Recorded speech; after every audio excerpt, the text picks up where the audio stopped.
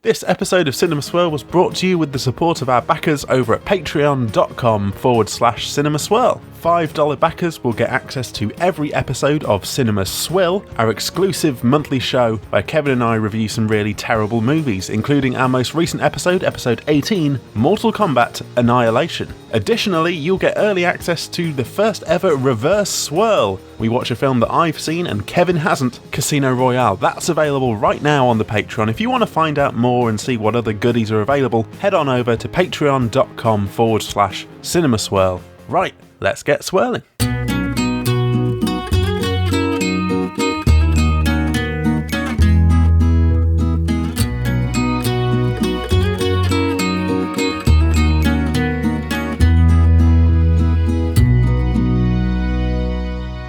Cinema Swirl! Why don't you feed me? Why don't you need me? Episode 64. Hello once again, it's me, your old pal, Cowboy Kevin, bouncing on the bed of Hollywood, California, testing the springs with my OTP and fellow divan inspector, Sam Chaplin. Hello, it's me, Sam, Mattress Man Chaplin here, just bouncing up and down on Hollywood's big bed, which doesn't sound dodgy.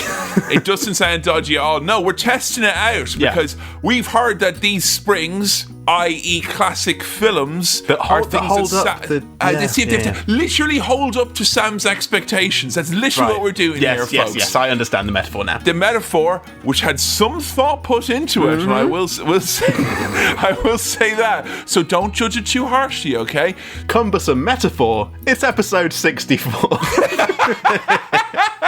Well, don't worry, Sam. We'll put that in the note. We'll have it in the note bank for the next 4. For episode 164, because it'll come round. It will come round quicker than you expect. Just because anyone's thinking like, oh, have some of these rhymes been like poor? No, but I am anticipating a second pass at some of these numbers. Yeah. So I'm giving you half of what I have. All right. If you do all your greatest hits up top, the audience aren't going to stay around for the rest of it, are they? Pretty much, that's the way it is. If Chesney Hawkes came out and he just played the one and only, you'd go home, wouldn't you? But he saved that for the end. That's Sam. That's what he says in the Tindo. He comes out and he says, "This is the one and only song that I will perform." Yeah. I mean, that's what it is, There's nobody he'd rather be, I've had it say. Now, Sam, today we're going to be looking like a couple of lost boys at The Lost Boys, because it's a special Joel Schumacher tribute swirl vote. Yes, Joel Schumacher, who sadly passed away last month. And we thought, hey, we'll look back at some of his films that I haven't seen. We have together, you and I, Kevin, watched Batman and Robin. Yes. Which I don't think is regarded as his best work. It's probably his most notorious work. Yeah. And it's probably mostly what I knew him for. I didn't know he was involved in any of the films that we had in our voting lineup. So I think it's a nice opportunity for us to go back and look at some of the bangers, some of the belters. Although I will say something that was very surprising. As someone who was in their 20s in the heyday of YouTube and the internet, sure, we all had a bit of a laugh at Batman and Robin, because we were all bitterly disappointed children masquerading as adults. But I think when we reviewed it, we had a much better than expected time with the work of Mr. Schumacher. We did. Who, in the nicest way possible, made Batman incredibly gay and vibrant. Like, Batman is already quite camp as a concept anyway, and it was just heightened. It was wonderful. We had a good time watching it. It's very silly. That's over on Cinema Swirl at patreon.com/Cinema Swirl. For $5 backers, if you want to check that out. Just a bit of cross-promotion, fusion. Crossing the streams, because we had a lot of people who legitimately went, where's Batman and Robin then? Even though the whole nature of Cinema Swirl means that movies that are considered to be bad in any sense shouldn't really be allowed here onto the platform. Unless they're like blockbuster classics bad, which, I mean, could include Batman and Robin, but unfortunately, guys, it is behind the paywall, and that's where it will remain probably for quite a long time. Okay, well, just given your pedigree, as we're revving up the Formula One here with Joel Schumacher and in tribute to his greatness. Yes. What are you expecting from the films of Joel Schumacher, knowing what you know from his handling of Batman? So Batman had its real fair share of big, expensive-looking sets. Colourful, very theatrical, grandiose, just kind of that heightened campness, that theatrical, almost pantomime-like performance that I really enjoyed. Whatever the theatrical equivalent of big bold flavours in MasterChef is, pretty much. Yeah. That's what I got from it. So I'm kind of expecting that. So the films we had in the vote were... Yeah, this was weird, because I think, like yourself, I think I had an idea in my head about Joel Schumacher, but also it had to be reminded to me that the 3 movies that you put up were all directed by him. I was like, really? Oh, God, yeah. He had range. He had range for days. Range for days, weeks, months, and years, it would seem, because Lost Boys, Falling Down, and was St. Elmo's Fire was in there as well. Now, it was tough at the top. Yeah. And it was tight at the top. Lost Boys and Falling Down really close. I think there were less than 20 votes in it right at the top. It was pretty tight there. Hey, I wonder if we might just do Falling Down anyway. I think that would be a lot of fun, because now, like, Lost Boys, very beloved movie, has a lovely little space in my heart. Okay. Although I feel, in terms of my childhood and growing up, I have so much to say, and like Falling Down, I feel like we can't let it go by the wayside, so I think we gotta do Falling Down next. I take a little look in the comments when the votes are going on, and there was a lot of talk of relevancy and also just very passionate, like, but you should watch this, and that came from you as well. Don't think I didn't see you pushing for Falling Down. Whoa, now Sam, I didn't cause a run on the pound or anything like that here. Now hang on a second. Agitating on Twitter going, looks like it's not going to be a very good episode of Cinema Swirl because I won't get my way. So Lost Boys is what we went with, and I think nothing about what this is other than what I've seen from the poster, and again something I accidentally saw in the comments. I need to not really be involved with the socials, because no, I think you need to stay away from them comments, as they say, Sam, don't read the comments, because it's all full of hurtful stuff like, I can't wait for this movie, or other hurtful things like, what'll he make of this? Well, would you let him make his mind up and he'll let you know? God! I can tell you the 2 things I know, okay? Kiefer Sutherland, who we have seen before on Stand By Me, I think. Yeah. And I also know vampires in some way are involved. Oh, you know vampires! I know vampires, and I only knew vampires from the comments. I nearly missed vampires entirely and had no idea what this was. And look, it's my own fault for manning the socials. Man, I can't believe it. You not knowing the vampires here, that's close to Adrian being Rocky's little mate, like levels of discrepancy between theory and reality. But other than that, I know nothing. I know nothing about this. Well, I mean, Kiefer Sutherland, you might as well call him Keeper Sutherland because he's such a fine acting presence to have around the house. I thought you meant always. He was a goalie. And no. I mean, although he does, and this is true, have massive hands to the point where at KFC, when they were advertising their new buns, they said, Kiefer, could you not be eating them now on the paparazzi because you're actually going to make the product look too small. Smaller. I mean, he's got big hands, and he does just visually look like a goalkeeper in a way. You can imagine him on a starting lineup. You can imagine him there, hands on his hips, shouting, spitting, scratching his unmentionables. Yeah, exactly. And then also he'd be playing football later as well. But I don't know. In my head, I want to make little goofs about the fact that it sounds like a podcast about a TV show set on an island in the mid to late 2000s. Wait, is there either already a podcast called that, or you said to me once we should call, if you and I reviewed Lost, call it that? The Lost Boy, but Lost would be capitalised.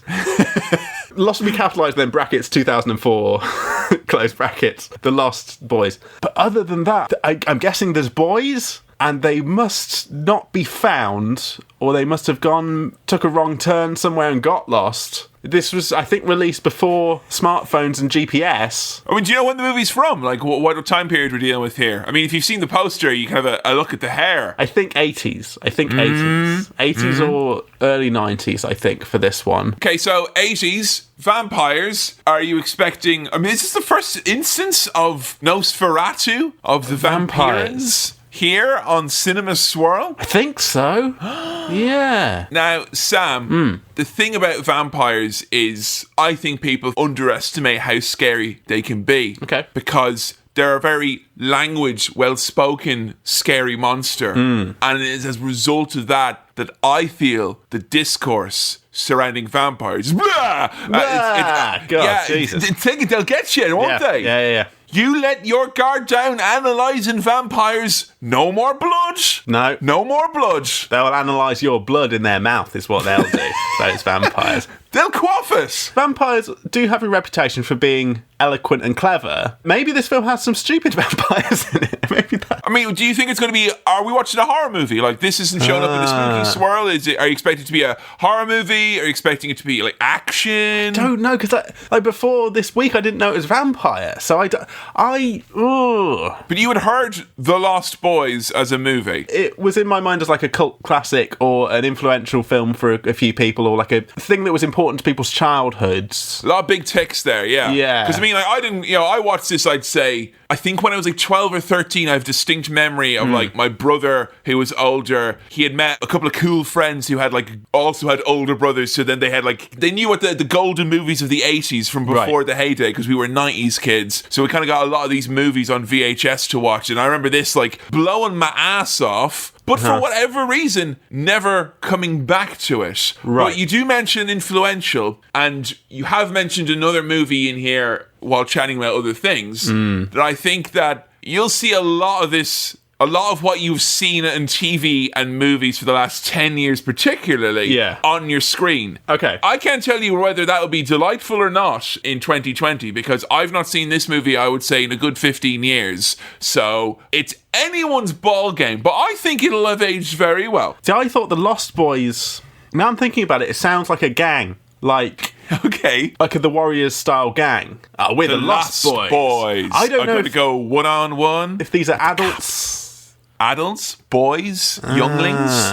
Teenagers? The Lost Boys sounds cool. It sounds like a leather jacket type thing. Hey, we're the Lost Boys. We don't know where we are. The Lost Boys just sounds like, it's a real cool band. You got to find out it's mad problematic or something like that. Right, yeah. I mean, probably, again, there is probably a Lost Boys band. Yeah, I don't know. I have no idea. But I know this is important to a lot of people. I think it has a good reputation. I mean, have you seen much vampire fare? Have you seen your Twilights? Your interviews with a vampire? I think I've seen a bit of some of the Twilight films on in the background. A bit of some of the Twilight movies. Have I seen much vampire stuff? Someone went on a couple of dates in his day then, huh? Come here now. Didn't really pay attention. Come here, I'll put on Twilight and we'll have 4 hours to figure out what happens next, huh? Have I seen many vampires? Not in film, I don't think, really. Pure vampire chat over there, folks. That's what I don't know. That's my suspicion. Yeah. No, I haven't seen many what, are they nice? Are they? Oh, they're a scary lot, are they? I imagine you've heard some things. They don't like garlic, they don't like crosses. Yeah. They don't like daylight. You can't see them in a mirror. And I'll tell you what they hate as well. They fucking hate the Eucharist. Oh, man. Absolutely. Yeah. Get that out of here now. No. I've seen a lot of kind of parodies of the vampire genre and pastiches and references and jokes. In like what? I feel like there's been some of that in Simpsons, various cartoons, sketch shows, sitcoms. There's a lot of vampire stuff coming up in places because I know about vampires. You do? You know about vampires? I know what they are. I know who they are. But I don't think I've watched many vampire TV shows on media. You weren't a Buffy, were you? I was not a Buffy. I'm still not a Buffy. My still apologies to Buffy. I haven't watched Buffy. I know she slayed vampires. She did? Yeah. Amongst other things. So no, I never watched Buffy. Didn't really pay attention to any of the Twilight movies. I haven't watched any of the other... I haven't watched like Dracula or anything like that. Is he a Dracula or is he a vampire? Dracula is a vampire. Dracula is a vampire, Sam. Are you expecting... actually, I'll tell you what, because it seems unfair to ask you what you're expecting. I don't know. Genuinely properly clueless in this one. Yeah. Like, not a lot been given away by the poster. In terms of where you are right now at this exact moment, what type of movie would you be most in the mood for?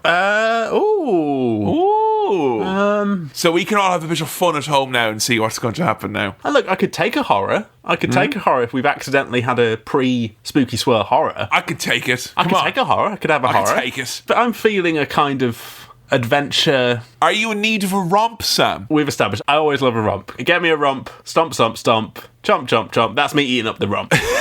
The romp steak. I've had it on good authority that you're game for a giggle as well. Is that true? I'm game for a giggle. I love a laugh. I'm a bit of a wind-up merchant sometimes myself. I love to laugh. Live, laugh, have a bloody bath. That's my philosophy. Well, look, some people will be live, laugh, love. It should be laugh, laugh, laugh now. Or, or ha ha ha is even better still. I'd love one of those little, like, framed art things that has just laugh, laugh, laugh in the squiggly font. That would be great. It's very aggressive sometimes. Laugh, laugh, laugh. Yeah, I love a laugh. I love a laugh. I love a romp. But I'm not averse to a scare. Okay. A thrill, a spill, a chill, a goof, a spoof. Who knows what awaits you? Certainly not me. Many of these emotions and more can be found in the mailbag.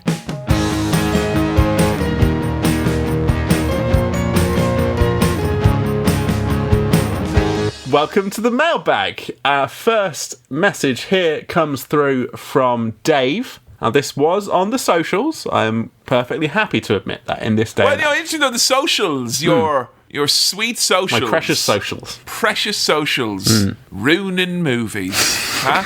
You remember I was telling you about... There was a warning about spoilers. I think that's the thing I saw. This was the same thing. Double-edged sword, the social. So, a message from Dave comes in as follows. Long-time listener, first-time caller. Hi guys, I was wondering if there was a dream casting for a non-fictional character yet to be made. Ooh. Dave says, after watching a documentary on the cult leader Jim Jones, me and my wife discussed who would play Jim in the film. I thought maybe Jim Carrey would be perfect for the over-the-top Mr. Jones. It has since made me sad that there seem to be no plans to make such a film, and Carrey is missing out on this role, as he'd probably win an Oscar for it. Love the show, guys. Dave. Now, this question, I've really struggled for an answer to it, but I think it's a really good question. So the deep question there. Yeah. And I think he raises a good point there, Dave, because as much as the next person, I hate to see a big Hollywood star sit by and let their natural creepiness go to waste. Yeah. Just just sit it out there, like a waste, when we could actually be putting that weirdness and creepiness and that, that general sense of unease to a bit of work. Yeah. A bit of work. To be done there now. So I think it is an interesting question that I saw this in the old socials as well, and I've been ruminating on it. Yeah. And it did make me think about how powerful a portrayal of a non-fictional character can be, and particularly as well as a lot of my thoughts went to who have we not made movies of? And it tends to be people that are not fun to make movies of, like either criminals who aren't salacious enough or like politicians and such. And I think even a few years back, we had this drama that got out on TV, and as part of the drama, there was a few there's Boris Johnson or now PM. It's just let's just do him a little silly comedy bit, and it really reinforced a weird opinion of him. You had Dominic Cummings, who's a Prime Minister's advisor, was played by Benedict Cumberbatch. Yeah. To the point where every time he's mentioned in the papers now, in the tabloids, they will show a picture of Dominic Cummings being played by Benedict Cumberbatch, looking all sexy and thoughtful, not like Mr. Burns' anemic younger brother. And that's some powerful shit there, not in a good way. A strong casting, or maybe a too strong casting, or too favourable casting, can literally cast someone in the wrong light. So Cummings could come across as kind of interesting, charming character, when really he's I don't want to be thinking he's cerebral. I want to look at him and go, he's got a weird fucking head. That's where my thoughts should be going instead. I did have one thought about this casting thing. I also think, listeners, if you want to send in some dream castings, I think the people listening to this will have some thoughts on this, and this is, I really like this question. And Sam, I do have a dream casting as well, okay, in spite of what I said earlier. I'll give you what I thought. What I really want is Ben Schwartz and Thomas Middleditch as Ben and Jerry, the ice cream entrepreneurs. Just because I don't really know enough about what Ben and Jerry look like, and I just want to see two funny, goofy boys dicking around making ice cream. So that was my dream casting there. Ben and Jerry feels like it would be a fun biopic with a little bit of heartwarming in there and ice cooling. Maybe Ben and Jerry's are problematic, I don't know, but I feel like they're a wholesome story about ice cream. So I want to see that on screen with some funny American improvisers. Well, look, this particular brand is my friend, you see, and that's why I'm very... Look, I think that if you're going to get into there now, Sam, you're going to have people feeling all sorts of feelings about ice cream. And already pizza's a minefield, and I don't even think about, bringing ice cream into that conversation. Yeah. So I'm just going to go back into politics, and I'm going to go for someone who, even if the portrayal goes really good or really badly, ultimately no harm would be done. So I'm going to say, look, we've been talking recently here We've talked on Cinema Swill as well about Adam Sandler, the Sandman. Yes, the Sandman. Wanted to sink his teeth into something, and I think the triumph and tragedy of Ed Miliband as portrayed by the Sandman. Because the thing is, Sam, right, you could lie about a lot of Kevin, Ed Miliband's failings. I don't want to cut you off, but I did not see that coming, and bravo, wonderful stuff there. Please continue. You could embellish it and people wouldn't mind. That's the thing. You could have the bit where, like, because, Sandler always plays a good kind of downtrodden, well-to-do character who then explodes. And I think you could have, like, what do you say, Mr. Miliband, to the people who say, you're just a North London geek? You're saying I'm a geek? Oh, okay. I'm saying I'm a geek. I don't want you saying I'm a geek. Oh, I put it on a headstone. Come on. And it'd be very relatable that way, Yeah. So there's my casting. I get the Salmon in there, Ed Miliband. And he also plays his brother, Dave, as well. Right, and he's just him in a nice suit. Okay. With his hair done nice. Oh, fuck that. Oh, wonderful stuff there.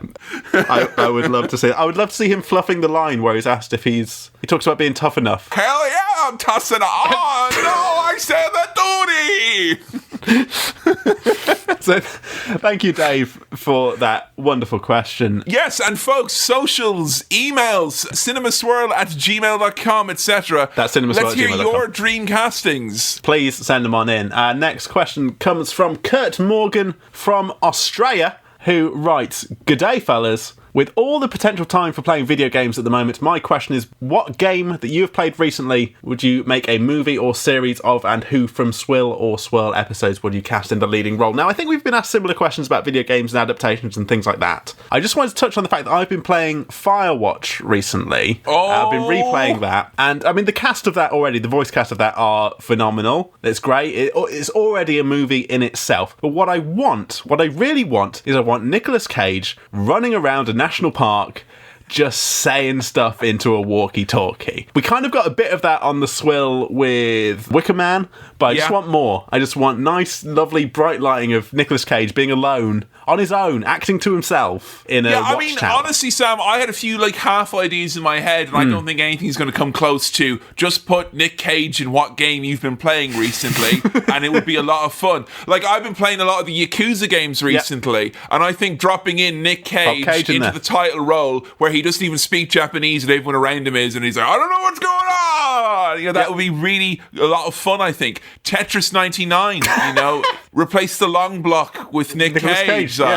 Just for any game, pop a Nick Cage in it, and you'll have a good time. Okay, so our final question here, and thank you for all your questions into the socials and into cinemaswirl@gmail.com. Spoiler free since 93, that's cinemaswirl@gmail.com. This comes from Michael, and I feel like you'll like this question. There's a bit of crossover here. For reasons you can't understand, you end up wrestling as a tag team against two characters from a Swirl/Swill movie. Ooh. Number 1, what is your tag team name? Number 2, who do you wrestle? Number 3, what is the name of your tag team finisher? Now, my answers are as follows to this. I had a little bit of time to prepare in advance. We are simply the OTPs. Okay, that's I figured. That's our one true partner. You know. Who do we wrestle? The Tin Man and the Cowardly Lion. Okay. If there's a tag team, that's a perfect tag team right there. Them being the perfect tag team as well, Sam. Tag teams are who've got obvious weaknesses that could be worked over. Yeah. And I could be working on the courage of the Cowardly Lion. You could, the heart punches to the Tin Man in the corner to really build up the hot tag. Exactly. It's perfect. What the hell? It's Dorothy. What's she doing here? Finisher, the OTPDT. So it's a double lift up elevated DDT, but it's the OTPDT. Okay, could I add to that? Sure. We could have more than one tag maneuver, but I just thought the Cinema Swirled Tour would be a great name for like the Vic finisher we only break out when it's really serious. Cinema Swirled Tour. I think we'd make a good tag team. I think we would. I reckon so. And, if history's taught us anything, Sam, it's that people who do podcasts and have a passing interest in a thing should run a wrestling company. So let's give it a whirl. My thing would be that I hadn't seen anyone wrestle. So you didn't know what you were in for, like. You knew everything about all the wrestlers, but I don't know. I've not seen him wrestle. I don't know what a submission maneuver is. You'd have to teach me to wrestle. And then you have to rate your own match afterwards. Yeah. It would be a 5-star wipe match. That would be a thing. We'd have 5-star wipe matches. We'd have Bobby Dazzlers. Oh, the 5-star wipe frog splash. How about that? You heard it here first, because they heard the collision on the mat. So thank you very much for all your questions. And now we're back out of the mailbag, and I feel a little bit lost. And I feel a little bit boys. So, with that note, let's go do a cinema swirl.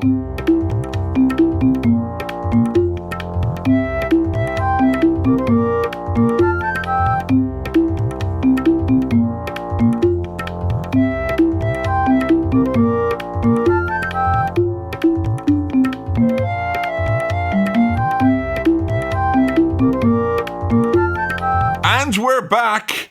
We have found our way through The Lost Boys. Initial heart-wrenching gut reactions, Sam Chaplin. My initial gut reaction is as follows.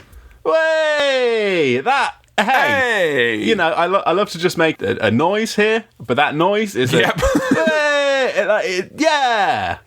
I feel very good having watched The Lost Boys. Oh, man, let me tell you. A succinct romp that manages to delight and entertain across the spectrum of entertainment, from guffaws to tee-hees to gross out to genuine suspense. I absolutely had forgotten how much of a fucking powerhouse of this movie and I will say, it's another great little feather in its cap, in a 90-minute package. Yes. How's about that? Yes. It is very much an all-rounder of a film, I would say. You know, like a reliable, absolutely safe pair of hands, this one. Oh, yeah. This is like a maxed out normal type Pokemon. You know, you got all sorts going on here. You got all your bases covered. I kind of feel that Joel Schumacher, and I think we're part of the generation that helped did this, that he is maybe primarily known for a large amount of maybe slightly younger millennials as being the guy who done goofed up Batman with the nipples and the credit cards, man. Yeah. And not for this and another couple of very spectacular movies that we could have easily done in this vote. Oh, Sam, the man can direct. Yes, he can. This is very well directed. We'll come to all sorts of things about that. But yeah, I mean, it's a shame in some people's minds that this is not the immediate association with Mr. Schumacher's work. I mean, it would be otherwise. Yeah. Like, it absolutely would be. I mean, I'm sure for a lot of people it is, but at least from my general knowledge of Joel Schumacher, it's, he's the Batman guy.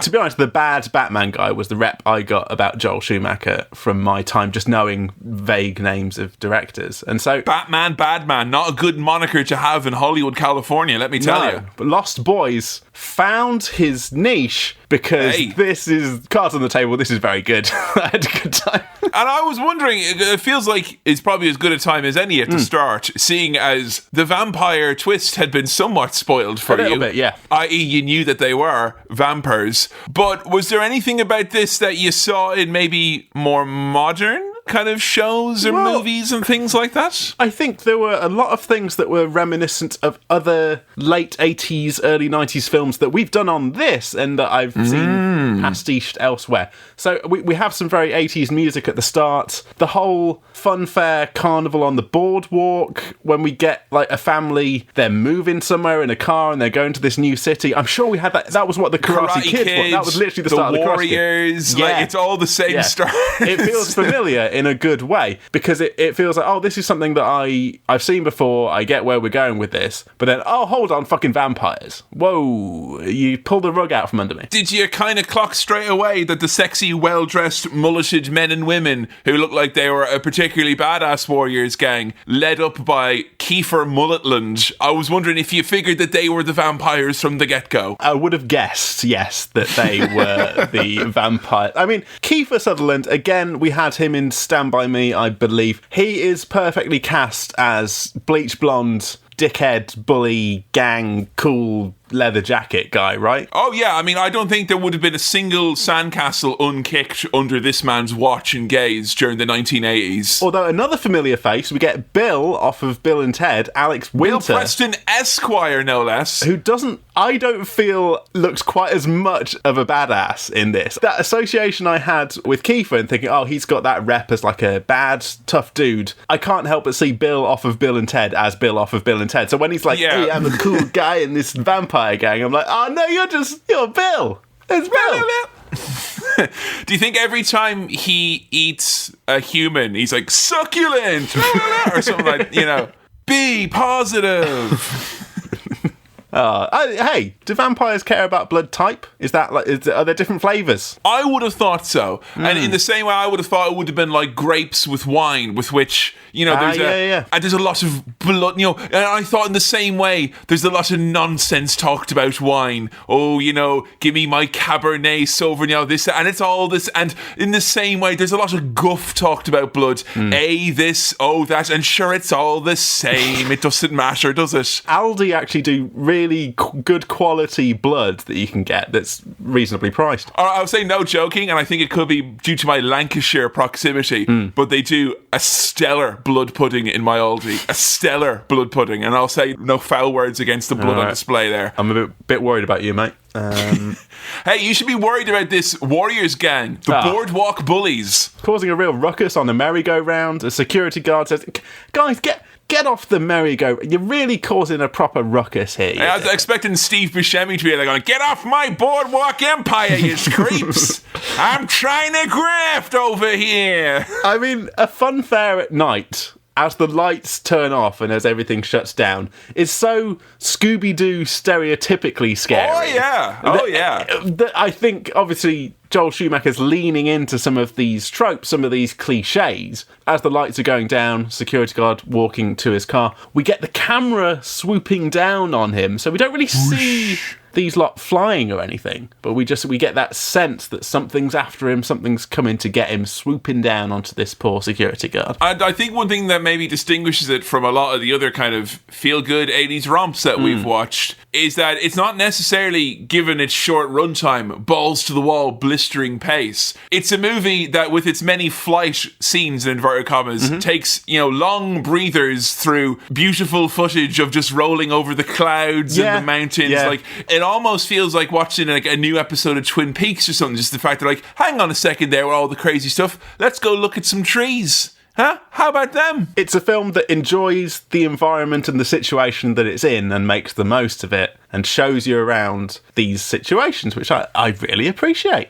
Thank you, Joel. It's worth pointing out as well, even though you're not a Buffy head or a Twilight head or a Blade head, correct? Stop me if I'm wrong. But the kind of the vampire being like a group of ne'er-do-wells hanging out and being like kind of like the baddies from the start. Oh wait, no, you've not seen Terminator. But them just being like street hoodlums as opposed to being like, I'm in a castle with a miserable pile of secrets. That kind of new vampire, that kind of much more modern American vampire, as it pertains at least to being on the cinema, this is quite ahead of its time. I think there's the obvious finger to point with this movie with Stranger Things, but I see you, Buffy and Blade, and you better be paying your taxes over there as well. These vampires, I feel, are the Pepsi to the more traditional Coke vampires. These, like, young, cool, the vampires of a new generation, right, is what we're getting here. Flip-phone vampires is what you're talking about, Sam. And this has then since become quite a common thing that, you get sexy, cool, young, teen vampires. I now understand that this was, if not necessarily the complete origin of that, at least one of the main early things where it's like, hey, these are cool, young, trendy vampires. And they're vampires, yeah. I mean, the idea that someone would go to this movie and be, there's Keith Sutherland, and a grand head of hair on him as well, and think nothing else of it. Whereas I see that mullet and I go, all right, that's fucking party at the back, business up front, and fucking danger, because that's a vampire dude. But we know that through the things that this film has inspired later on. Exactly. And also the wrath that the mullet did wreak across the American Midwest in the mid to late 80s. Yeah. So aerial shots of family in a car moving somewhere. We've seen this time and time again. We saw this Karate Kid. We even kind of see this in The Shining. This is such a thing that's been used in all sorts of films. But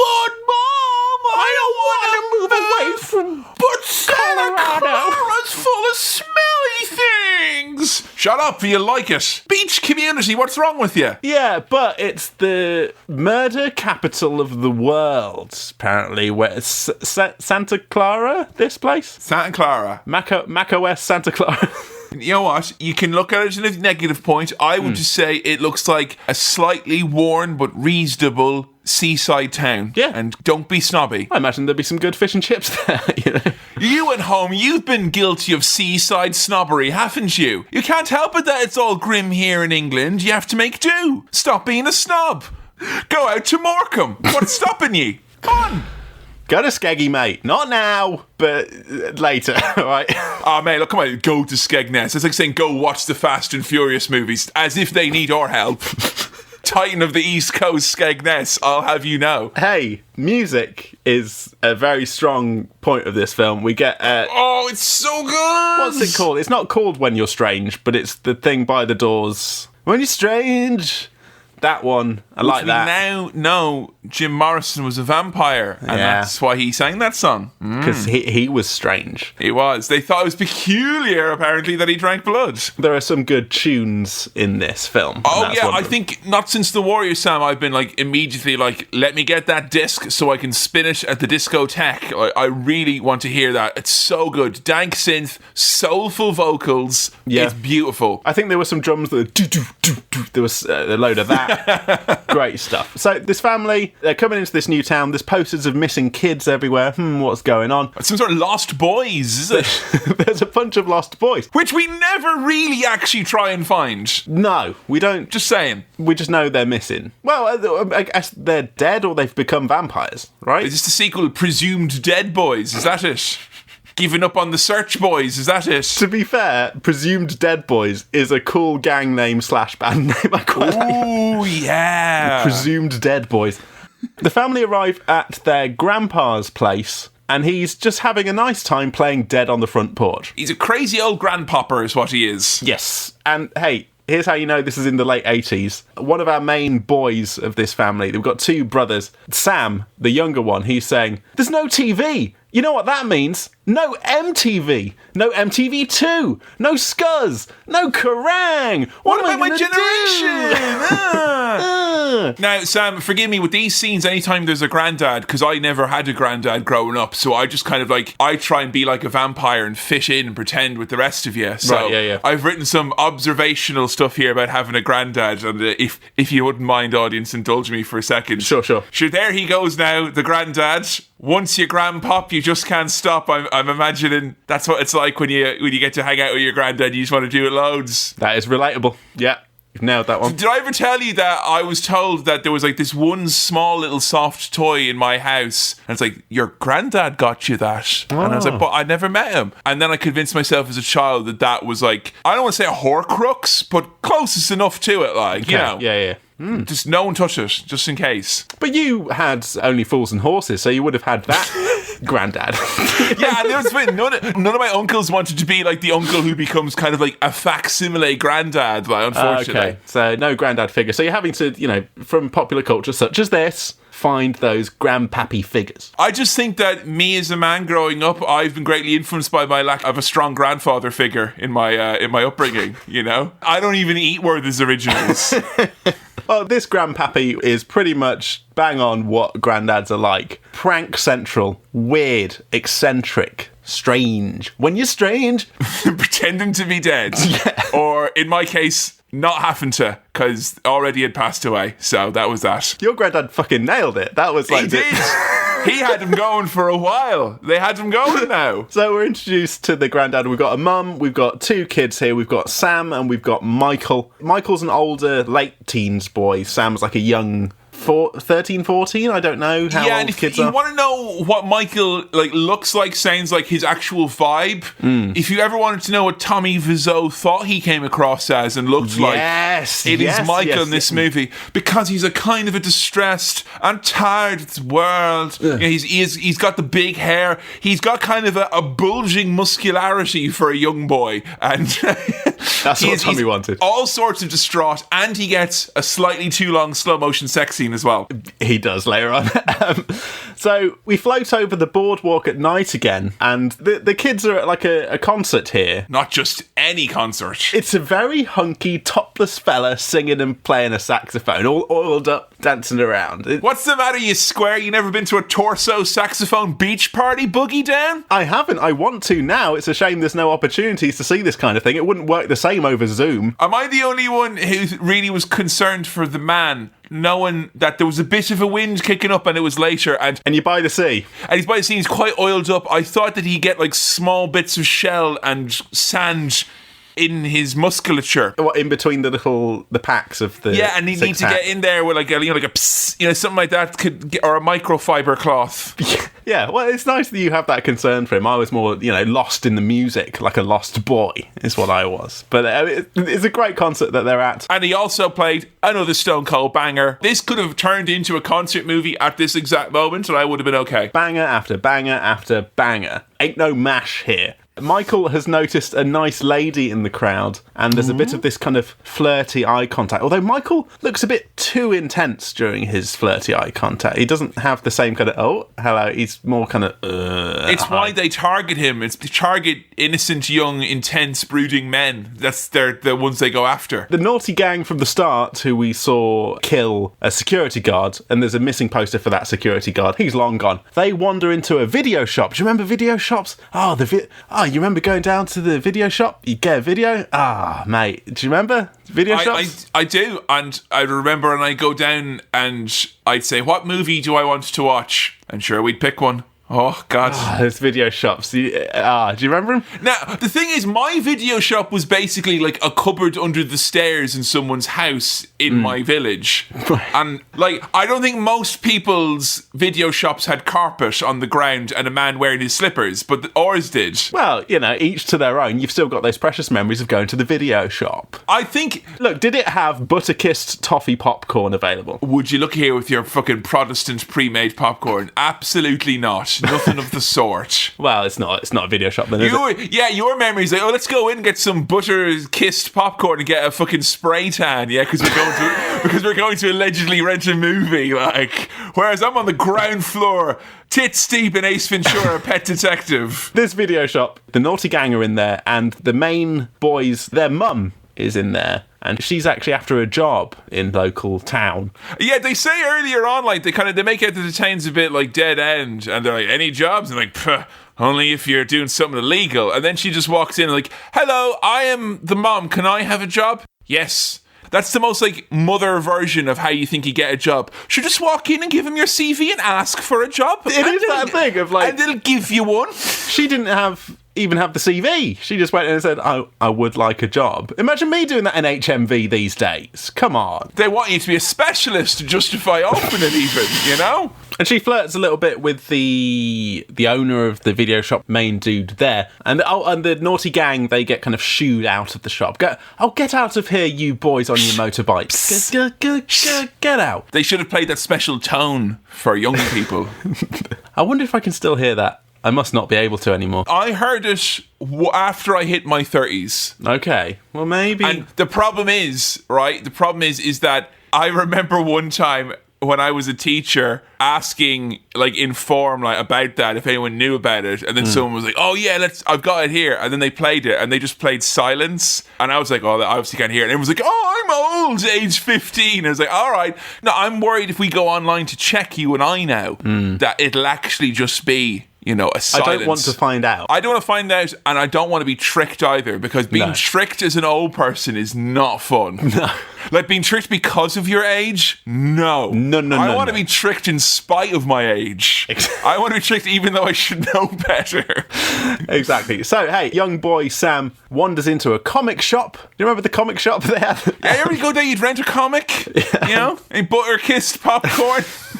And, Corey Feldman is here, off of Stand By Me, who we know from the boy of the 80s. 80s boy is there, and Sam's showing off his comics knowledge. He's like, oh my god, you guys, you can't have Spider-Man 100 next to Spider-Man 3. People won't know that he's got Spidey senses. Okay, now, I don't mean to, pull the fucking card on you or anything. Pull a card. But the boy was talking about Superman, which is obviously way less cool than Spider-Man. If my boy was talking Spidey, I want to know what the Slinger was up to. You know what I'm saying? Like, he's my friendly neighborhoods. But you go Superman. He claims to have a rare Superman comic. He knows things about comics. So these other two boys who are doing that like young teen boy thing of deliberately putting on like a lower voice to seem cool. They're like, oh, you've heard about the this thing from the thing. You know what I love, Sam? I love when podcasters do that as well. Hey guys. Well, okay, genuinely, if you listen to earlier episodes of Cinema Swirl, I've realised that on these very early episodes, I'm a bit like, oh, hi, and welcome to Cinema Swirl, I'm Sam and I'm deliberately, like, doing a more calm... Well, obviously it started as a very serious piece, Sam, you know, that was always the intent. I think my voice is noticeably lower, and now, as you can tell, I just don't mind using my silly, real, cartoonish, up and down voice. I just... It is, yeah. I'm pretty sure if you listen to me do early stuff as well, I'm much lower, even though at that point in time I would have thought my voice would not have had that. But I think if you're nervous, your voice does go down a little octave sometimes. And hey, we were both trying to impress boys who are into comics. So. And they are a notoriously picky bunch. Yes, but Corey Feldman is impressed, and he hands Sam over a horror comic about vampires, and you need to familiarise yourself with this. But he's like, oh, what are you talking about? I don't need this. I don't like horror comics. But he's like, no, you should, because there's vampires around. There's a great scene here where they recreate the Paddy McGuinness Greg's ad, but with comics instead of a sausage roll. Although I would love if they incorporate some of this when Paddy has his sausage roll and they blow the roof off the... and he flies away, like, you know... Oh, like a young couple smooching in a car and the roof gets pulled off and they get got, these two. So I call these red sky attacks. Yeah? Yes, like being attacked by a red sky at night. I like how That's supposed to be a shepherd's delight. It's not. It's a vampire's delight, you know? And don't get confused with a rapper's delight. It's nowhere near as fun as that. Or an angel delight. Oh, no. Lovely. Butterscotch is the best one. Thank you. Email in. Not feeling it? I mean, I'm not gonna lie. It's been tried. The Angel Delight has been tried on me. It's been sitting in my cupboard for many years now. Do you just not like it at all? I mean, I don't like butterscotchy things that much. So we got chocolate Angel Delight, and then I was like, ew, this is gross. But then Joe's like, oh, you gotta get the butterscotch one. I'm like, but I don't like butterscotch. And I added it. I'm like, it's nice, but it's a nice thing that I don't ultimately like. Right. Because I don't like butterscotch. Because I didn't have a granddad. Oh, it's all fucking coming out now. I don't know why I got so aggressive. I don't know where that came from. I'm so sorry. Oh, it's that is the baseline resentment that every Irishman has to put up with from the English. They took our homes, they took our granddads. Yeah, you throw all the Angel Delight in the bin because your granddad's not around. Fuck off, mate. I'm so sorry. I don't know where that came from. So Michael catches up to the girl he was following around, and she's on the back of Kiefer Sutherland's motorbike. Don't you hate when that happens, lads? When you see a girl, you follow her somewhere, and she's only with Kiefer Sutherland on the back of a motorbike. And you're like, no, not that hog. That's always the worst. Any hog but that one. No. So, in order to fit in with the nice, cool goth dudes, Michael's bought his own leather jacket. It is quite cute how dorky that is. Oh, no. This guy here, he's becoming a bad boy, is what's happening. Got a leather jacket, need to get a pack of smokes in there. He's already got a motorbike, I think. Souped up motor, yeah. And the girl comes up to him this time and says, my name is Star. And he's like, oh, your parents were hippies too. Well, yeah, with a name like Michael, right? You know. But she's like, no, I'm just called Star. Did he seem way older than her, or was that just me? Not quite as bad as fucking Grease or something, but where, like, he's probably a little bit older. I don't know. Well, is that quite a Jerry Seinfeld dynamic here, is it? Like, no, it's not that bad. Not quite. The trick is you got to do it between term time. What's the deal with homework? He's an interesting fellow, Jerry Seinfeld. Sorry, I just realised there in my notes. Yeah. What happened there was I was trying to make the comparison that, he got a date very quickly. Much like in the titular Seinfeld, he would often, just always get a date very quickly. But my mind just saw Seinfeld date and go, he must be way older. Okay, and that's why he's had a go. That's where you jump to it. I don't even know if he actually looked that much older, but you're like, Seinfeld dating, well. But Jerry did, even though he had a youthful glow, he still did look a bit older. The bad gang, Kiefer Sutherland and co, all come and surround Michael and Star as he's about to take Star away on a nice date somewhere or something. And Kiefer sort of gestures, Star, come over here. And she does come like she's under his control. Yeah, don't like that. But immediately, Michael is challenged by Kiefer Sutherland, who I will call Kiefer Sutherland the whole time. I think his character's name is David. David, but in fairness, he's much more of a Kiefer than a David. Kiefer. He challenges Michael to keep up with these bike boys as they ride along the beach on their bikes. Come on, mate, keep up with us on your bike. These are beach bike boardwalk bullies, Sam. They really are. And, it's quite fun music as they're jetting along on the beach. Lost in the shadows! Oh, yeah. Yes, please. It's great, and it's intense, and it's a fun bike chase sequence. They're on the beach, but they're actually on the highway to the danger zone.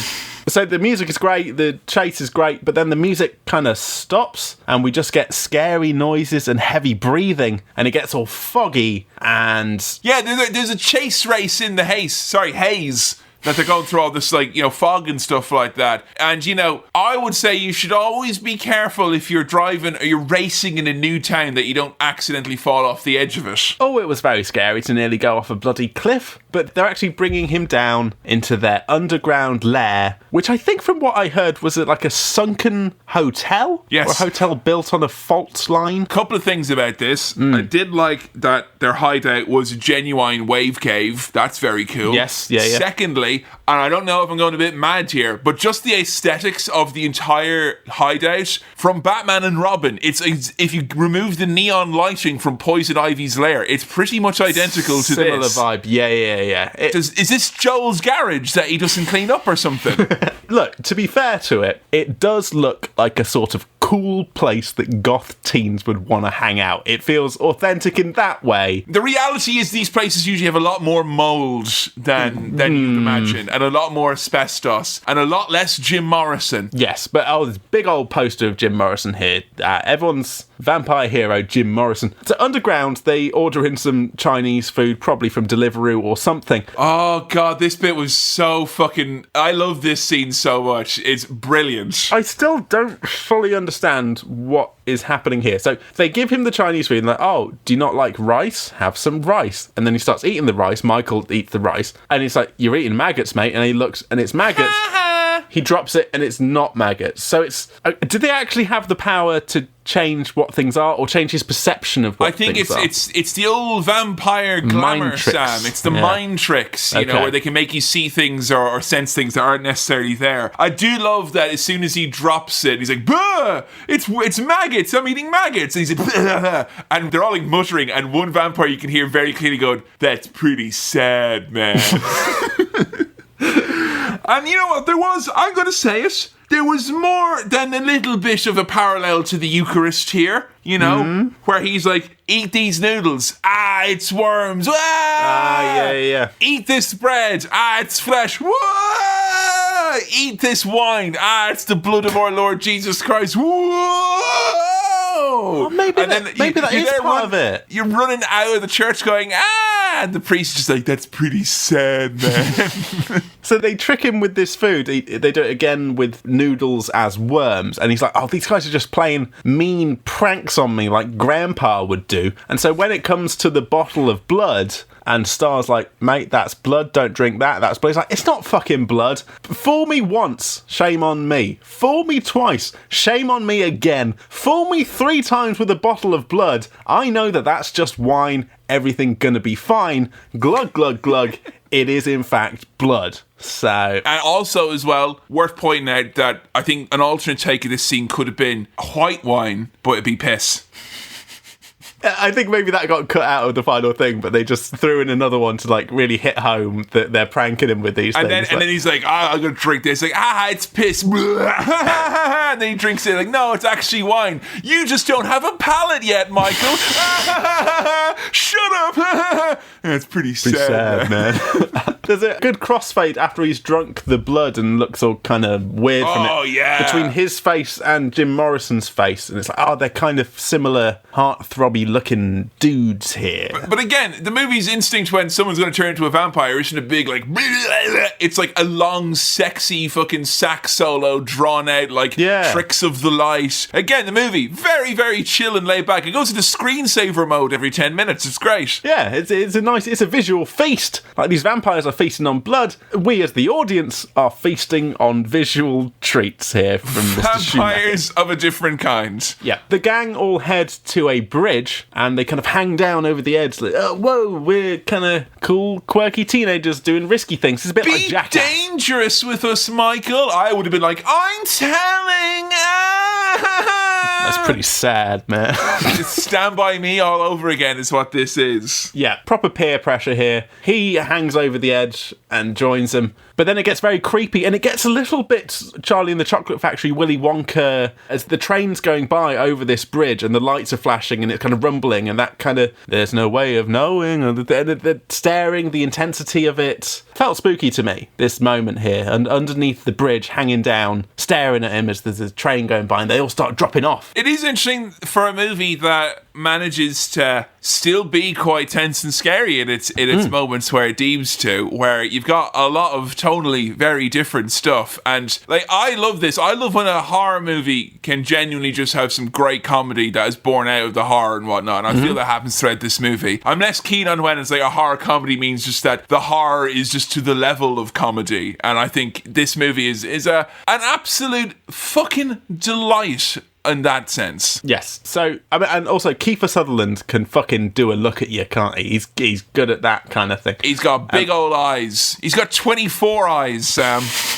It's like a fly or something.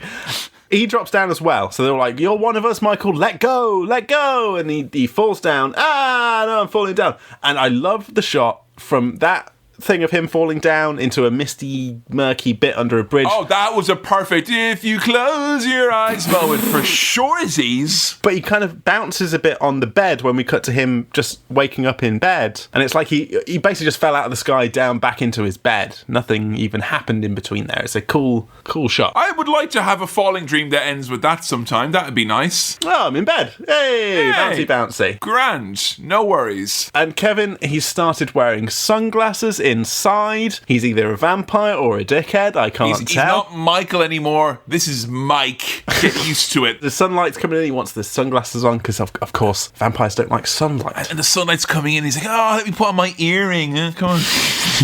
Yeah, he's suddenly all kind of sexy and grumpy and weird now. That's his whole vibe. Now this lad, in fairness, he's showing up here now, all hours, sweating, riling up the dog. He's got his bad new bike mates as well. Is it kind of like, just pretty much assume that if you get made a vampire, you have to be friends with them? That's a bit of a power dynamic I don't appreciate. Yeah, and he tries to attack his younger brother Sam, doesn't he? He tries to burst in while Sam's having a bath, but the dog is like, hey, I know what you're fucking up to, mate, and does a big bite on him. Well, in fairness though, I mean, dogs love, that's their treat. Like, they love a vampire. They love a vampire, you know? Even just an old Dracula chew toy, they'll be at it for days. Again, filmmaking here is great. The cuts back and forth between the intense stares of Michael, hungry for blood, and the dog, like, you're doing something dodgy here. They cut quickly back and forth, and then we get a zoom out of Sam just popping out of the bath. He's had his head under the water, not paying attention. He pops out and he's like, what the fuck's happened? It zooms out, it's an empty room. It's good. It's a good... There's good filmmaking here. There's good direction. And Sam's caught on that Michael's a vamp because his reflection in the mirror is like semi-transparent. Now, I would hate if this was to happen to me and someone is going to rush to a judgment and say, you're a vampire, Kevin. And I wish you would just, now you have the knowledge, say, hang on a minute, maybe his parents in the past aren't meeting and he might be turning see-through because of that.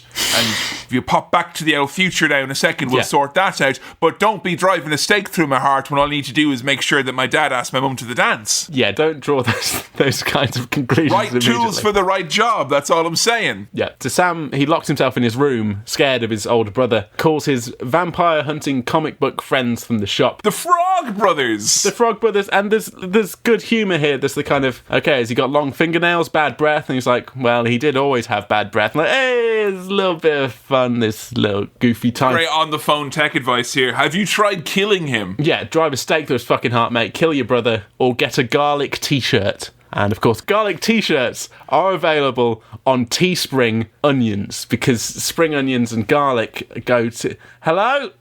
I thought you would actually set up a piece of merch there, and I was excited. No, I would love a garlic t-shirt. I just love a t-shirt with just a little clove of garlic on it. I think I love that as well. That'd be great. Yeah. Pro-garlic on this podcast, folks. Pro-garlic, Angel Delight, jury's out. But should the two ever meet? No.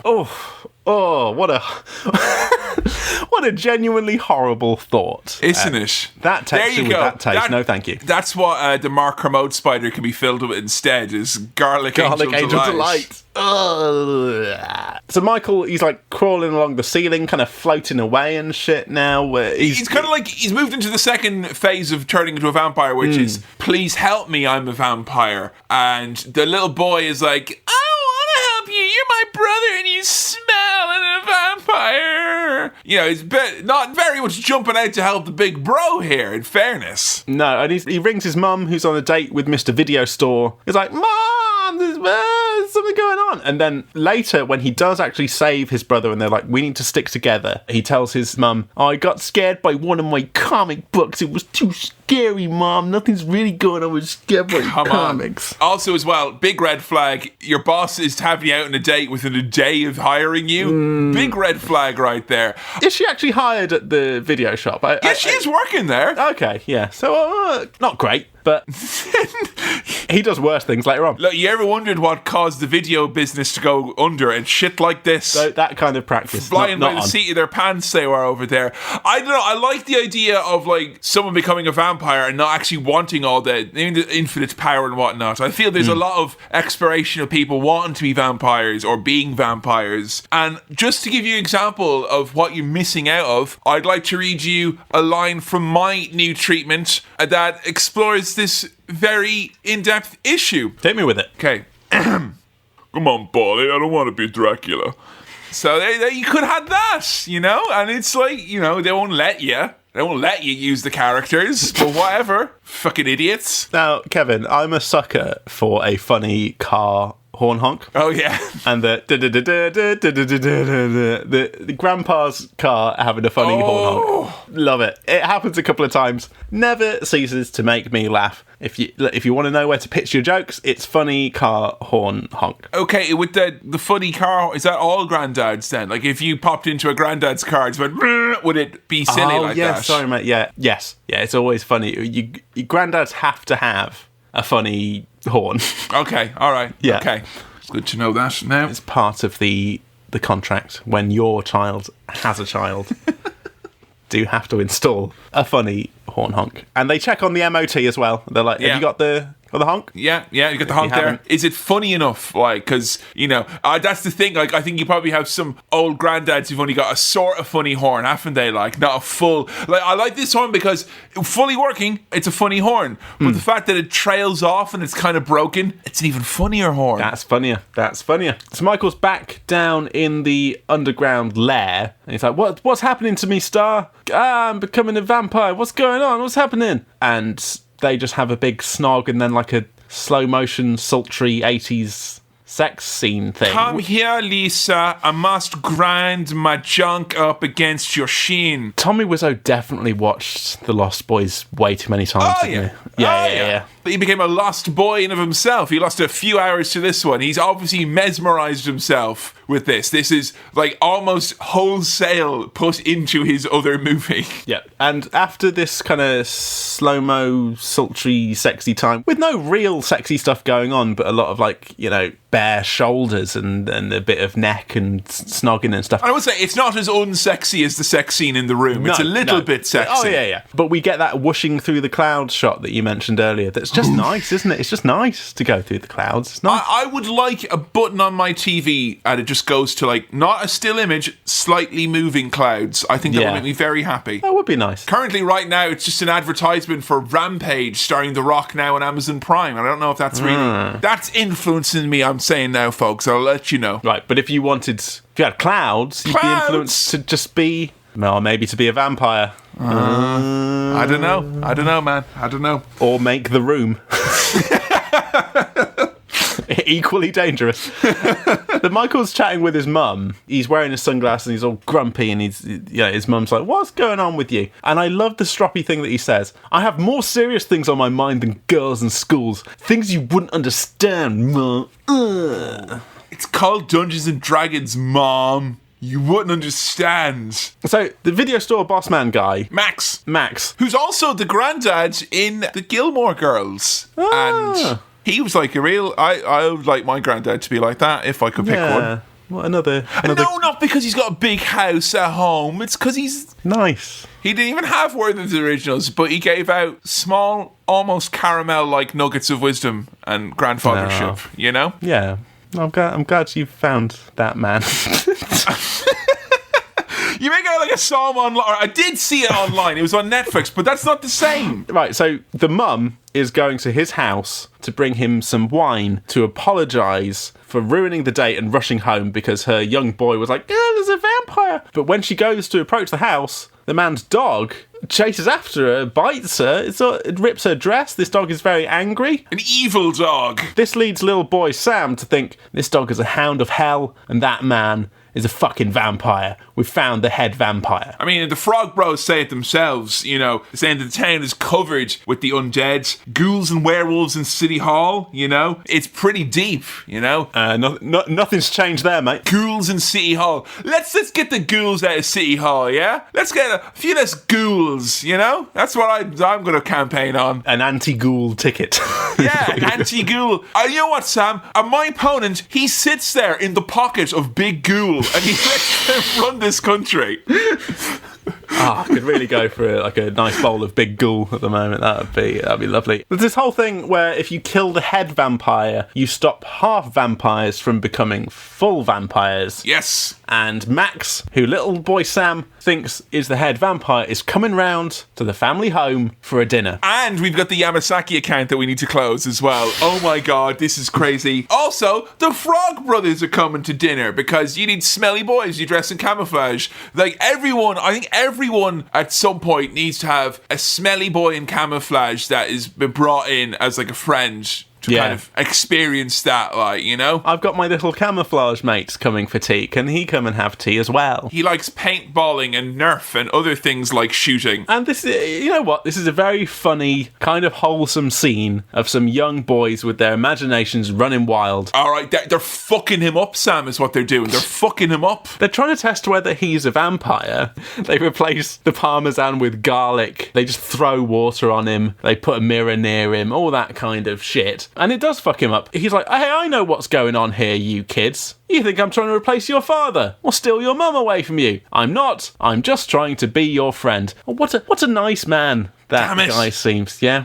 damn it, he's nice. He's not a vampire. He's a nice man. You know what, though? It's on him to tell him that before they make it look like he pissed himself and all that. You know, that's bad form on him. How nice could he be? So, Michael, he's led by the vampire gang after this whole debacle to a group of teens on a beach listening to Run DMC and Aerosmith. Walk this way. More like stalk this way, am I right? Because those vampires, it's eating time. And it's properly gruesome, this kind of feeding frenzy in this orangey red glow. And you can see their proper vampire faces. Blah. Yeah, it's genuinely scary, horrible. The type of prosthetics that like, nearly 20 years later when Buffy is made, they're like, you know what, that'll do. Same ones. Michael's clearly getting kind of bloodthirsty from this. He's looking at it and he's scared of it, but he's also into it. He's got that vampire instinct, but he also is kind of shocked. This is really something, this sequence. Is there anything that you could say that this sequence was like? Is a Toby Carvery scene like this at all, you know? Because like I feel I go in there and I'd initially be a bit disturbed because it's so English, but then I couldn't help but like what I was seeing, like, and all the gravy flowing like blood. When you walk into Toby Carvery, as they're showing you to the table, they say, you'll never grow old and you'll never die, but you must feed, so just take your plate up to the buffet and you choose which one you want. You can have a bit of all of them if you like. So You can live forever if you like. Michael's back at home with Sam, and Star's here to reveal that whole thing that you don't become a full vampire until you do your first kill. Michael was supposed to be Star's first kill, but she didn't do it because he was too darn cute. Am I right? Am I right? And I think this is the only point where I would say that the movie maybe succumbs to its short runtime, because we kind of get the let's be peaceful vampires, we don't want to be dangerous. We get that in the same breath as right now we got to kill David, we got to find him where he sleeps and kill him while he's asleep. Like, yeah, you know, pretty much cold blood.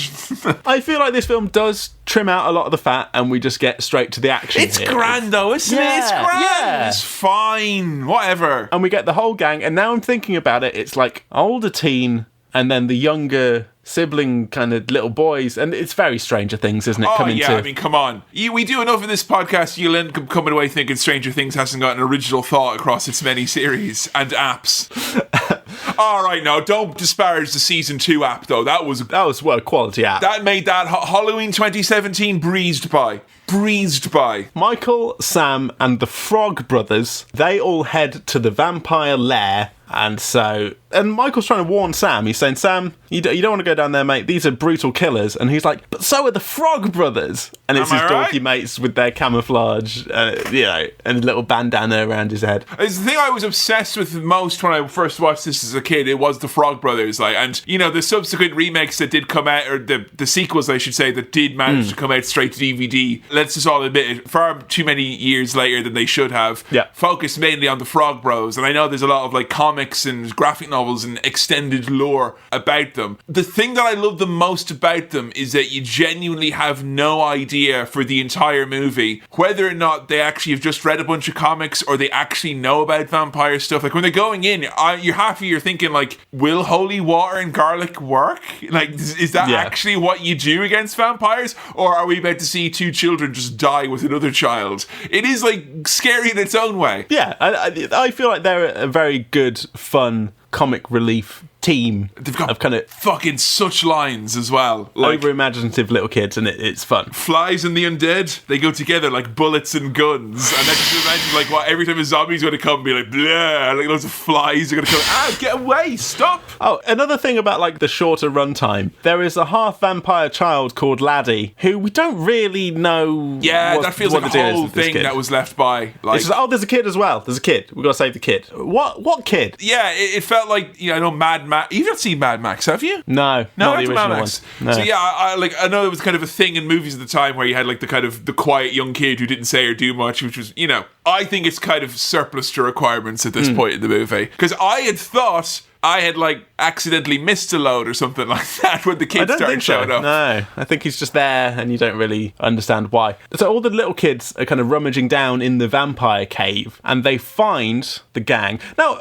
is the gang called the Lost Boys? I don't think so. I think the Lost Boys. Are they not the Lost Boys? I don't think it's specifically said like these are the Lost Boys, or I'm not sure if they're referred to as such. I do like that when they find them, they're all hung upside down in a group like bats would sleep. Right. And we did Reverse Swirl recently on Patreon where we had Casino Royale, where they're like, let's get rid of some of the old fuddy-duddy Bond tropes and let's shake it up a bit. And I like to do that here with vampires, where they're like, do you want to sleep in a coffin? Like, are you bloody joking? Da-da-da-da. It's real edgy and new. We're modern vampires. We sleep in a cave like stalactites and mites. Upside down. Yeah, very cool. Scary to see a bunch of people hanging down from the ceiling of a cave. But Corey Feldman, fair fucks to him, stabs Bill from Bill and Ted with a stake through the chest. Oh my god, you want to talk about pie jelly? Fucking hell, for days coming out of this, lads. Ooze. There's so much ooze. There's gunk and goo and ooze coming out, and all the other vampires wake up and they're like, what the fuck's going on? Blood and ooze everywhere. Yucky. Chased out of there. Yeah. Head back home.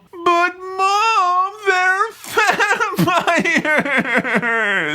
It's the boy who cried vampires, because she's like, oh, fuck off, mate. It's your comics again, you little twerp. I'm not listening to you. Read some more, yeah? How about that? Yeah, you dweeb. Fuck off. Don't know why I'm being so angry. It's people like this standing by doing nothing is why ghouls are dominating the ticket again going into the primaries, you know?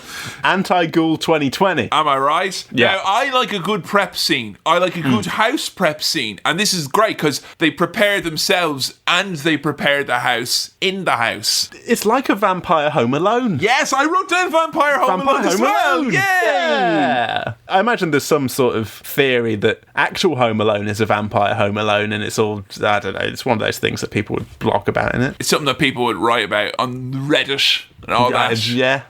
Probably. Reddit, which is very much the, I've got the TV guide, I don't need the TV of the internet. When they were escaping from the cave and they managed to get into the sunlight and Kiefer's hand fucking sets on fire, he's looking at these boys and he's like, tonight, looking directly in the camera, very scary. So that's why they're freaking out, because they're like, Kiefer Sutherland is gonna come out and kill us. So yeah, that's why we've got to kind of booby trap this house. Conveniently, the mum is out on a date for this bit, and they send off the grandpa on a fake date with a local widow, I think. Just go date people, right? We gotta kill vampires date time. here. Yeah. I do like how when they attack all the immortal vampires, still act like teen bullies, you know? You've been gifted immortality, flight, improbable strength, and you're like, hey little dork, like flicking them and shit like that, you know? Is your mommy on a date? One thing of the setup that I really, really, really enjoyed, found very funny, was the lads all bursting into a christening and nicking loads of holy water. Yeah, that was cool. Fucking A, good job there. That is funny. Anyone who's ever wondering, what does holy water taste like? It tastes slightly tangy because all the old people put their fingers in it. So there you go. That's a shame. Come on, Sam. A swig full of holy water will cure what ails you. Look, Corey Feldman has warned us before this whole showdown takes place. He's like, look, vampires die in a bunch of different ways. Some of them spectacularly, explode. Be careful. Some of them implode. It's always a mess. There's always gunk. But the vampires get in. They get into the house. They burst through the fucking fireplace. And that one who's like being a bully and be like, hey, you guys are a bunch of dorks, knocking the steak out of their hands. Not like a wooden steak. Not like, oh, I'm just having my dinner, for you. Yeah. He gets knocked into a bath of garlic-flavoured holy water by Nanook the dog, who is the family dog. Woof woof. And his face gets all fucking dissolved. It's a little bit shining here, the kind of melty face in the bath. Ugh. What I say is it's the biggest fucking Trump in a bath I've ever seen. He farts so much the whole thing, violent blood shooting out of every pipe in the house. Jesus Christ, flush. Look, the blood's all coming up through the sinks and the toilet and everything exploding with blood. Doesn't quite make any real sense, but it's really fun to watch. Look, I love it. As Lionel Richie said, ooh, what a feeling. It's bleeding on the ceiling now. That vampire who comes within an arse's roar being shot with an arrow by Sam, and then he's like, ha, you missed. Right here. This is where you'd want to be hitting me now, isn't it? Draws like, a little target on himself. Fucking assist mode here. What's going on? Yeah, and he'd previously got with a water pistol full of holy water. Again, wonderful stuff. Yeah, he gets shot with a crossbow. It misses. And then he kind of just brags about how you missed, but then gets shot again. And gets shot through the chest into a stereo. And it goes... Plays some In Excess, I think. Death by stereo. Unlike In Excess, dude. Frontman that died from erotic asphyxiation. That was different. He didn't die, yeah. So, Laddie, the little boy vampire who we don't really know much about, turns into a whole fucking vampire. Does the whole scary face thing. Terrifying. When it's little kids, it's especially scary, isn't it? We learnt that from, what was it now? The Exorcist. Yes. We learnt that and the makeup here is a bit Exorcist on a little kid running around going, makeup's really good, like honestly. Yeah. If you're gonna do essentially minimal prosthetics and mostly, shadow eye palette, they did a really great job it's here. Good. Yeah. And now we've got the final showdown, presumably. Vampire v Vampire. Broody Boy and Kiefer Sutherland, blonde boy, who face off. And very quickly, I found... Yeah, quite quickly, indeed. David, Kiefer Sutherland, gets properly fucking impaled on some antlers that the granddad collects. Another thing that you'll need to know about granddads is they collect antlers. Ah, I see. Now, I believe the whole point of this was that he doesn't because you don't see him actually like die, the fact that he just gets impaled, he's meant to still be alive at the end of this because they were desperate. You wouldn't have figured from the likes of this movie, its strong characterizations of everything, like they were after a sequel or two, you know. And the fact that they couldn't get a sequel blows my mind. Yeah, and this if should have Batman and Robin and the backlash to it in any way made it harder, because it wasn't just like it was Schumacher himself wanted there to be a sequel, just there was no way to get it done. Ridiculous. But yeah, David gets impaled on some antlers, brutal. But Michael and Star are still vampire looking. Laddie's vampire looking. Nothing's changed. Nothing's gone back to normal. There must still be another head vampire out there. Or an even header vampire. Enter Grandpa Boss Max, who reveals himself to be the head vampire. A vampire. And he's very, very, very horrifying indeed. But Kevin, how did he pass all the tests earlier that the little boys were doing? It's because he's a very old, strong vampire, I'm assuming? No, he was invited onto the premises. And apparently, for some reason, if you invite a vampire in... Yeah,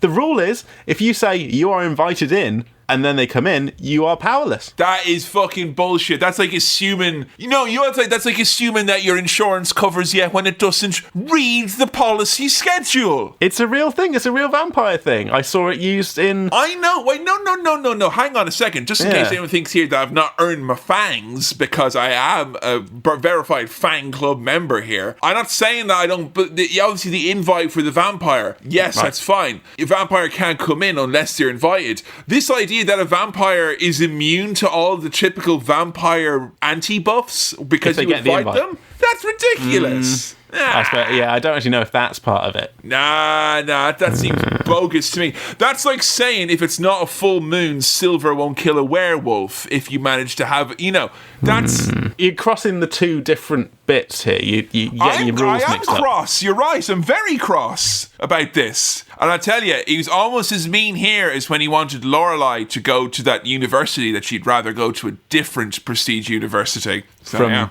Gilmore Girls? Yeah, I was used to seeing his ire raised, is all I'm saying. He gets like this sometimes. But look, his plan was to recruit the mum and the boys to all join together into one big, lovely vampire family. And you know what? It doesn't sound that bad. A family, if you will. A family doesn't sound that bad to me. No. Sounds great. Oh, we can live forever. And we could be a family. And we can drink blood. Sorry, is it the plot of Twilight? Yes, it is. Big vampire family. But no, we get a showdown. The mum is kind of... She's relinquishing control. She's taking his hand. She might be drawn into the vampire team. But luckily, old dorky, dickhead, stupid, silly grandpa, old weirdo grandpa with his funny horn honk, crashes through the front of the house and drives a fence post through the heart of Max. Kaboom! Dead vampires. Everything blows up. Fuck and then he's like, there's too many fucking vampires. The end, motherfuckers. Yeah. Look, it wasn't a drawn-out ending. Oh, it was a perfect ending. We've been over this before with some other stuff. I love when a film ends, and we don't need to do that thing where, like, everything goes back to normal and we readjust to normal life and we have a little bit of... I'm not going to get the bends coming out of the theatre. Like, give me the fucking closure. Bam! No. Do something fun. End the fucking movie. And Rocky did it. Rocky did it a few times where it's just like, I've won the match. Oh, it is a boxing match. Yeah. I've won the match. The end. Great. Brilliant. Love that. I don't want to be like, oh, guys, we're going to have to go back to school now and pretend we didn't have this whole vampire. No, I don't know. None of that. None of that. Just the vampires are all blown up. The grandpa's like, there's too many fucking vampires. Am I right, kids? And then end. Done. When you're strange. Kevin. What a beautiful movie, Sam. What an absolute beauty. And I'm not going to lie, I was not hoping this one to come out on top. I had big feelings for Falling Down, which I'm sure we'll be doing very soon because it was such a close vote. Your plans are falling down, mate. Hey, you don't need to be a vampire to not sleep on the Lost Boys. Your trousers are falling down, Matt. It's great. It was a great time. And I asked you at the start, like, what type of movie are you in the mood for? I hazard to guess everyone's always in the mood for this because it's a fucking delightful selection box. It's a romp. It's an adventure. It's a horror. It's a comedy. Oh boy, look, you can tell by the way I'm saying shit. I had a good time. I feel excited having watched this. I really liked it. this was good. And you're not a vampire fan usually. Like, does this make you want to say, "Oh, I'll give Buffy a whirl," or maybe it's time to dust off the Twilight books at last? I don't know if it was necessarily the vampires that I liked or was drawn to especially. I just think the handling of it, the tone of the film, the look of the film, the music, the characters, the whole so good. package was great. I had a really good time, and it didn't outstay its welcome. We love a short film here, but I mean, when I first saw The Lost Boys, I didn't know that it was vampires. It's just like, here's a movie, Kevin, we're putting it on, and it was like, whoa, great mega twist.